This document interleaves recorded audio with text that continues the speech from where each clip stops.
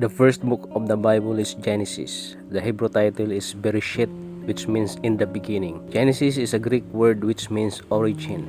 Along with the following four books such as Exodus, Leviticus, Numbers, and Deuteronomy, they constitute together as one unit and called the Pentateuch, which means 5 volume. It is called Genesis because most of the accounts were descriptions of many beginnings or origins. The origin of all things as created by God in Genesis chapter 1, the origin of family, the origin of sin and rebellion in Genesis chapter 3, followed by the first murder in Genesis chapter 4, the first polygamist as well in Genesis chapter 4, the first universal judgment of God in Genesis chapter 6, the origin of nations in Genesis chapter 10, the first unified attempt of humankind to make name for themselves recorded in chapter 11, which means an absolute defiance to God's mandate after the flood recorded in chapter 9 verse 7. The origin of nation Israel as God's covenant people begins when God called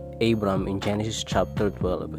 Abram was the father of Isaac, and Isaac the father of Jacob and Esau.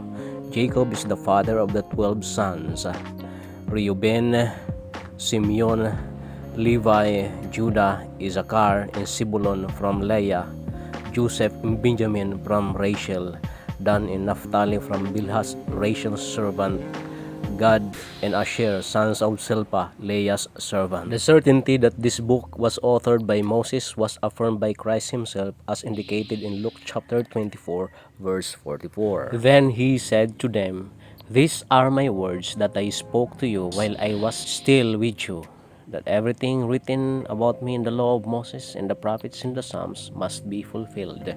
The law of Moses, which Jesus refers here, were books that includes Genesis, Exodus, Leviticus, Numbers, and Deuteronomy. Scholars consider Genesis chapter 3 verse 15 as proto-evangelion or the first gospel. It says, "I will put enmity between you and the woman, and between your offspring and her offspring.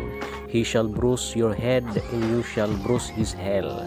Genesis chapter 3 verse 15 is also called the first messianic prophecy, that there is a particular offspring from the woman who will defeat Satan. Satan will just bruise the heel of woman's offspring, but this woman's offspring will bruise Satan's head. The fulfillment of Genesis chapter 3 verse 15 can be seen clearly in Galatians chapter 4 verse 4.